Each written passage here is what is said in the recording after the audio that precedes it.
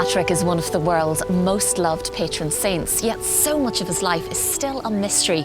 Who was St. Patrick? Where did he come from? Why did he have such a mission and a heart for Ireland? And where are the places we can still connect with him today? I'm going on a journey to explore the answers to these questions and walk in St. Patrick's footsteps around the beautiful counties of Armagh and Down, where so much of his ministry in Ireland took place. This is a spiritual journey, so let's push back the veil of centuries and discover the real St. Patrick.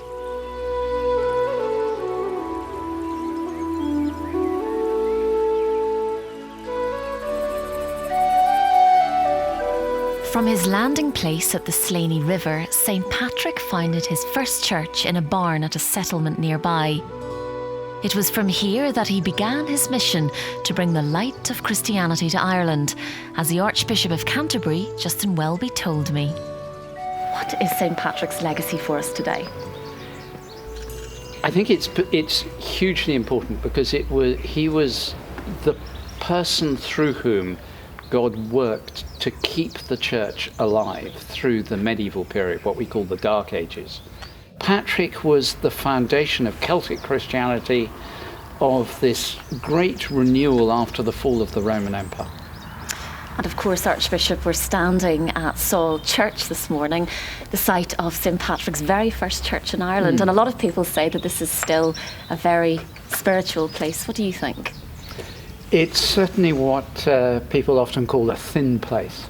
And I think it's also a place that invites you to look outwards. I mean, you can see why he built a church here on the top of a hill, looking out over the countryside, a reminder that as Christians, we are sent by Jesus Christ into the world, not to huddle together in a sort of defensive and miserablest clump, but to go out into the world as he did. And his world was a dark world, and to transform the world around us. Archbishop, thank you very much indeed. Thank you, Jen. St. Patrick's relationship with Ireland was forged many years before his return as an apostle. When he was just 16, Irish pirates kidnapped him from his homeland and brought him as a slave to herd sheep on the slopes of Mount Slemish in County Antrim. There is a very ancient tradition that this is the place where St. Patrick was held as a slave when Irish pirates had taken him captive from his home. Patrick tells us the story in his writings that one day Irish pirates attacked his father's house. We're not sure where that was. Some say in Britain, others that it was in Brittany. But Patrick was taken captive. He was abducted and brought here to Ireland, where he served as a slave for 7 years, from the age of 16 to 23. We're told by later tradition that his slave master was a Druid, Miliuk, and that this whole area was very strong with the pre-Christian Druidic traditions. And that's the world that Patrick entered into as a young slave.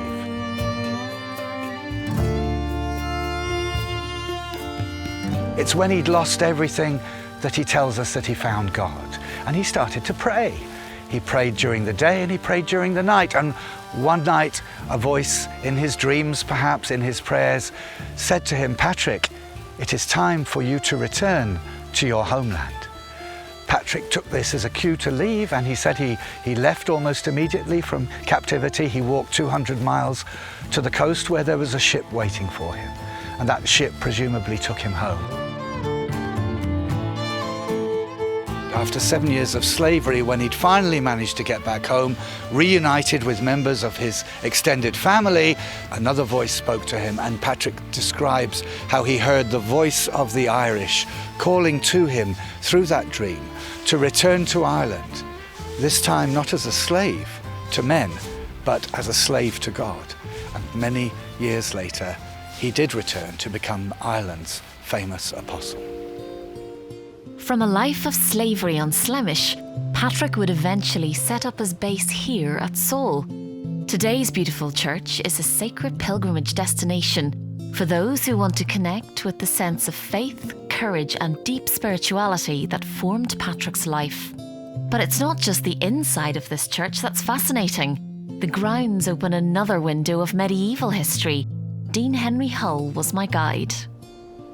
I'm thinking specifically about this wall. Dean, can you tell me a little bit more about that? Yes, this wall is part, in fact it's all that remains of the medieval abbey that was here. There have been a couple of different abbeys, but there was a 13th century abbey which was destroyed by Edward the Bruce, and this wall is all that remains of it.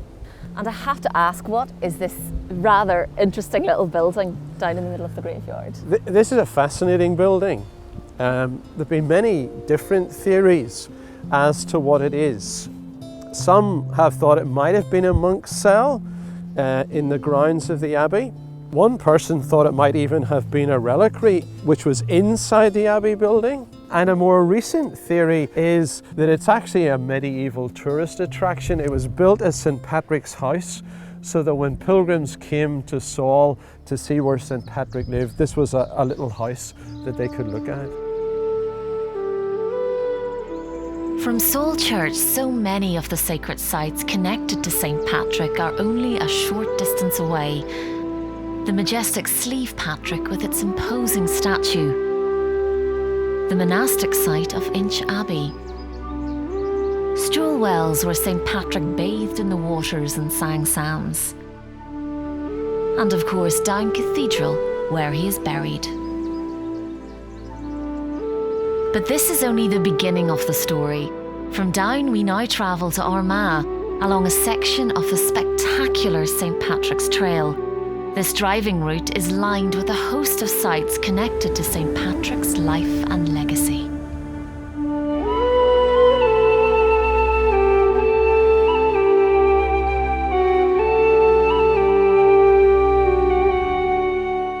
Armagh has been the ecclesiastical capital of Ireland since the 5th century when St. Patrick founded his church here.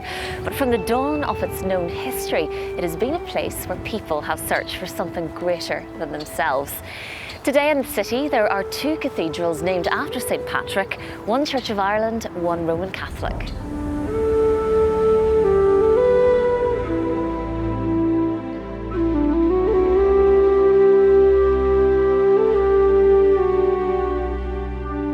Well, it's a tremendous honour for me to be Archbishop of Armagh.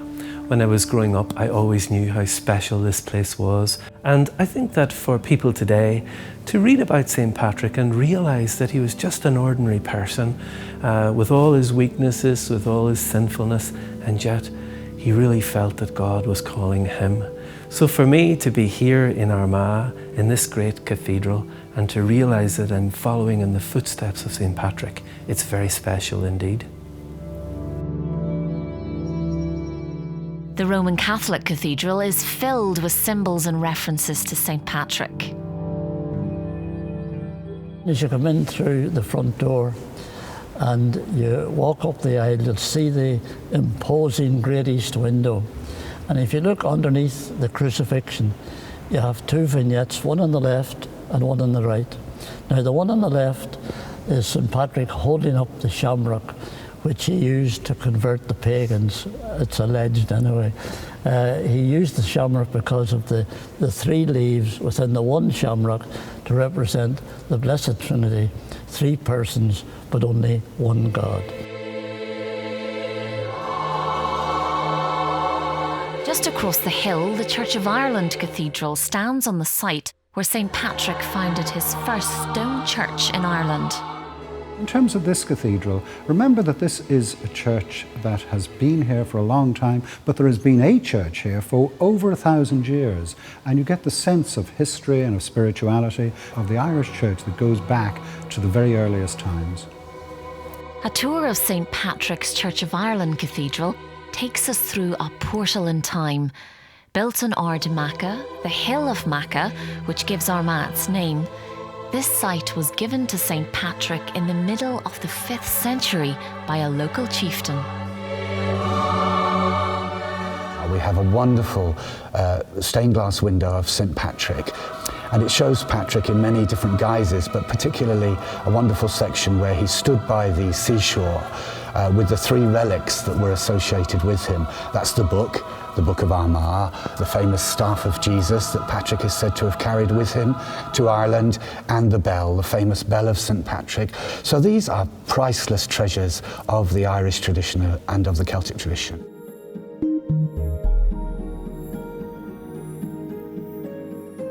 Armagh Public Library is next door to the Church of Ireland Cathedral, and it's the oldest library in Northern Ireland, founded in 1771 by Archbishop Richard Robinson. It's packed with rare and valuable books, as well as ancient Irish artefacts, gems and coins. It also contains a copy of the Book of Armagh, dating back to the 9th century. This manuscript includes valuable texts by the scribes Mirku and Tircan, revealing much of what we know about St. Patrick's life. The city also boasts one of Ireland's oldest museums. Armagh County Museum is set in the city's beautiful Georgian tree-lined mall, with collections telling centuries of stories about the people who lived here. But as well as being a place of learning and Christian significance for 1,500 years, this area was critically important in the ancient world. Navan Fort, just outside the city, is one of Ireland's most famous and important archaeological sites. What exactly are we standing on here, Patrick? This is Navan Fort. It's a prehistoric site. It was the ancient capital of Ulster, of the Ullad at Evin Macha. For St. Patrick, this was probably a royal site. It's one of the key ways to convert. If you can convert the king, you make life a lot easier for yourself. So he would have arrived here and tried to convert the king and the Druids who were here. Now, it dates to the Iron Age, so it's pre-Christian, okay? Centuries before St. Patrick. But at that time, this was probably a political centre, but it was also a religious centre. And in my opinion, it was an astronomical site. And this astronomical dimension to Armagh is still very much in existence today, with the world-renowned observatory and planetarium. This is a very unusual place. It's an observatory that was founded by an archbishop, namely Archbishop Robinson, towards the end of his life in 1789. And this is a period of time coming at the end of, if you like, the Age of Enlightenment, the watershed that separates a very much older view of the sky from the more modern scientific view. So Robinson lived through that period. And as an archbishop, he would have been interested not just in religion, but also in aspects that astronomers take for granted, like questions of existence, questions of how are we here, why are we here, what's the Earth's place in space, and so on. And coming out of that birth, if you like, of the observatory has flourished a vibrant and expanded and growing research institute where we've been at the frontiers ever since the foundation, right up to the present day. Armagh is far more than just the ecclesiastical capital of Ireland. It is a place of learning, culture and history, and a visit here walking in the footsteps of St. Patrick is an unforgettable journey.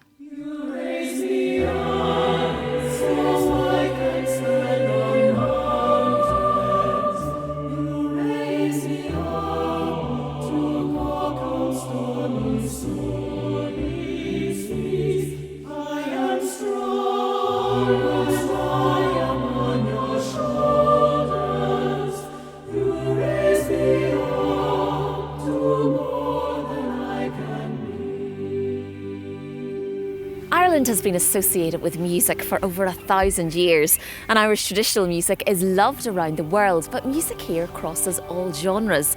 In Northern Ireland, choral music is thriving, with some of the most spectacular venues in the world for choirs and indeed artists of all kinds to perform in. I caught up with John Anderson, a musician and choral director, to find out more.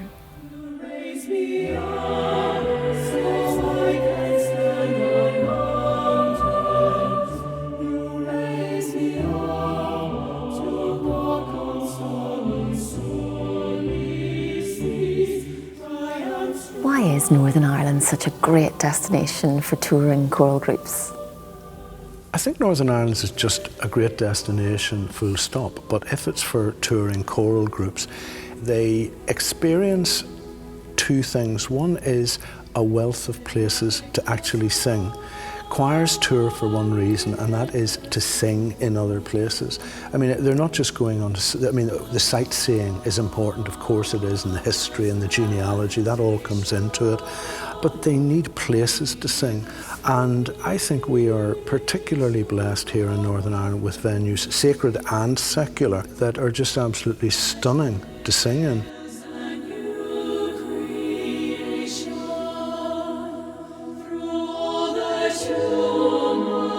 And just thinking about Downpatrick Cathedral, John, why is it so special? One of the unique aspects of Downpatrick Cathedral is that there is nowhere else in the world where, as singers or as a choir or as a religious group or a touring group or whatever, can you actually stand around the burial place of the saint and perform a simple hymn tune. In our case, the last time we sang there, we chose to sing the greatest of all Irish hymns, Be Thou My Vision. It was just a unique experience for all of us.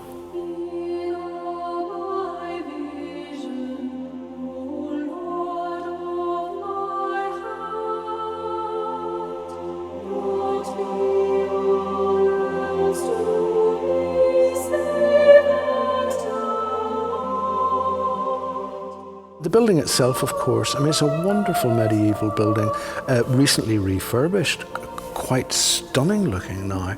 And the acoustic in it is probably as good as you will get in a small European type of cathedral. And the organ in the building is just exceptionally good. And the cathedrals in Armagh, John, why would groups and choirs want to come and perform there? Both of the cathedrals that we're talking about in Armagh, they help the performer give of their best. In the Catholic Cathedral in Armagh, it's a huge space, a very beautiful space. And the thing for performers there is you can actually face directly towards the congregation, or if it's a concert, towards the audience.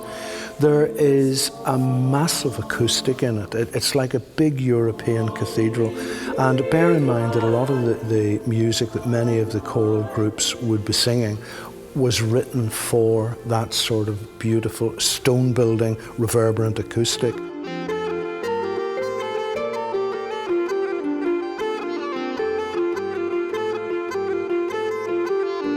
The Church of Ireland Cathedral, on the other hand, it's smaller, slightly more austere, but just I personally find the simplicity in it just breathtaking.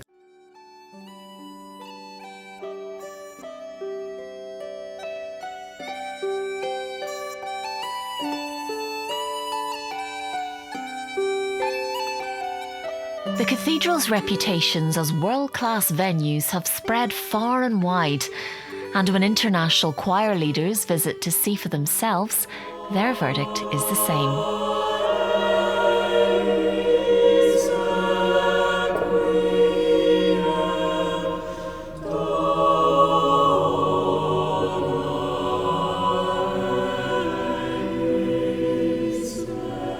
The music comes alive in those types of acoustics in those churches. Every church that I've seen so far has just been amazing. Northern Ireland's a beautiful country. We hope to bring many choirs here.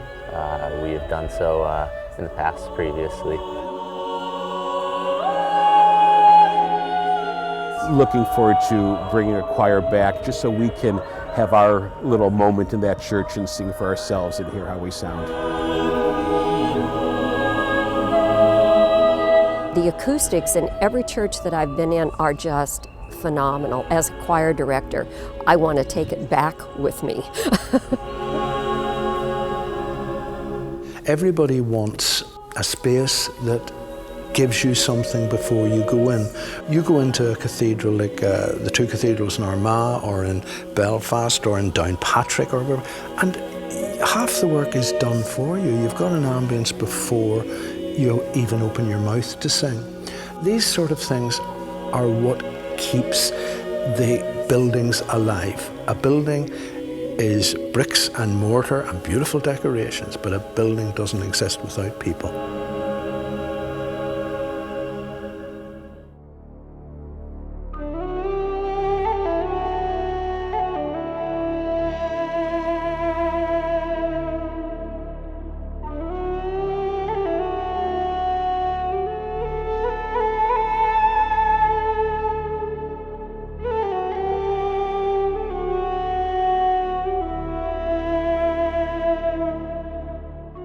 Beside Navan Fort, our pilgrim group gathers in a circle. This beautiful location is a place where myth and reality meet, and the beginning of our walk into the land of St. Patrick, known as St. Patrick's Way, the Pilgrim Walk. Bless us now in our journey's beginning, and in our journey this day, and at our journey's end. On every pilgrimage there is an interior dimension where we enter what's called the tabernacle of the heart, and we have time for reflection on the places that we're moving through and seeing, and reflections on our own lives, the hopes and dreams that we carry with us as we walk together as a pilgrim community. From Navan Fort, we journey through the wooded landscapes and lush Irish scenery towards the city of Armagh, its cathedrals and Christian heritage, making it the ecclesiastical capital of the island.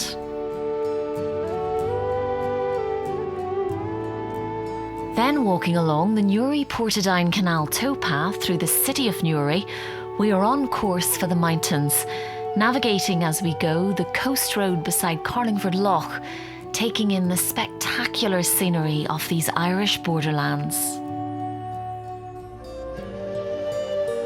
From Newry, here we are in the Mourne Mountains and some of the most beautiful scenery in the world.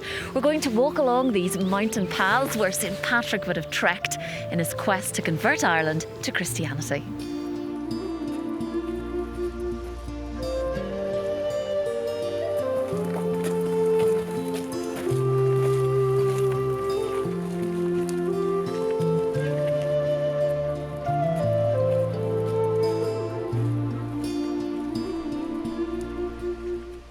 And this is our reward for this part of the journey, Marcus. Absolutely beautiful.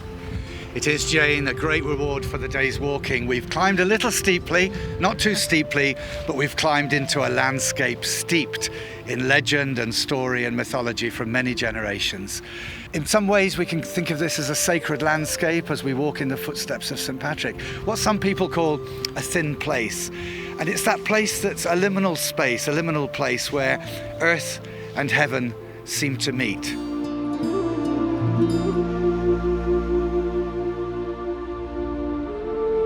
It's an exhilarating experience to stand and just take in the view and prepare for our last journey on this pilgrimage to Slemish Patrick, St. Patrick's Mountain, a fitting conclusion to this sacred journey.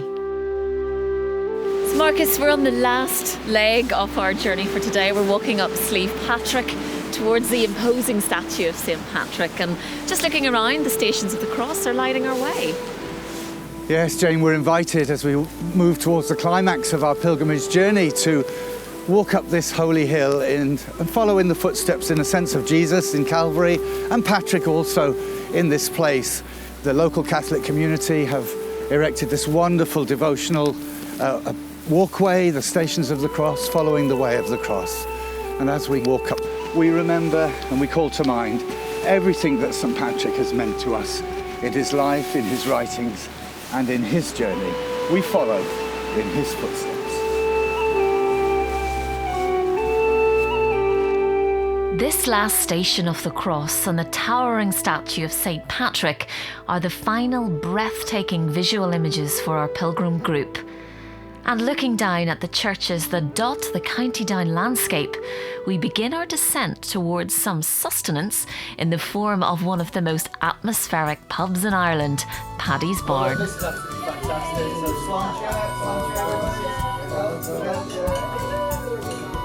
A perfect end to an unforgettable pilgrimage through the lands that St. Patrick knew so well.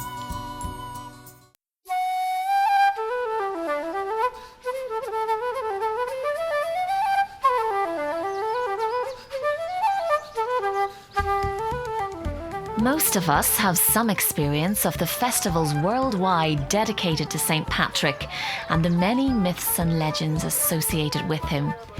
But it's right here in Armagh and Down that we can discover the real places and experiences that make him the world's most beloved patron saint. There is so much to explore here, and the landscape will transport you to a time of monastic devotion, ferocious Vikings, and the dying embers of pagan Ireland. This is a spiritual place and the foundation of a legacy that continues to touch the lives of people worldwide. A visit to the St. Patrick's Centre in Downpatrick is a perfect place to learn more.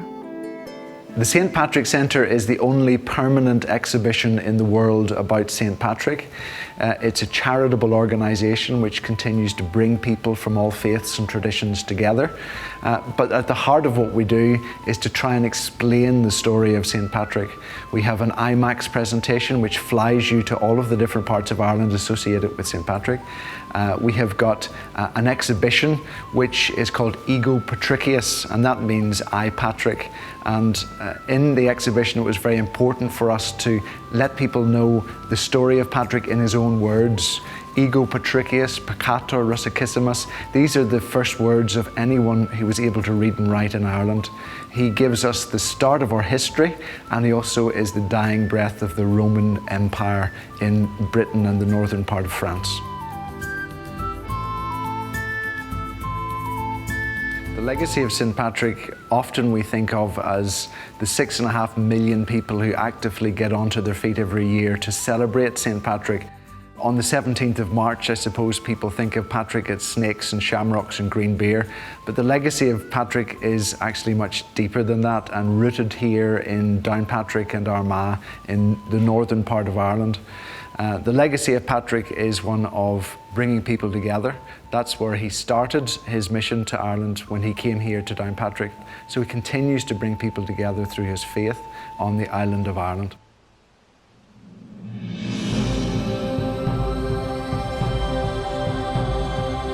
You can really feel St. Patrick's spirit in this area. His influence is everywhere, and a visit here will reveal all the places that helped to make him a legend. And of course, it's not just pilgrims that will find St. Patrick's story fascinating. Anyone with an interest in history, culture, and natural beauty will be overwhelmed by what Armagh and Down have to offer.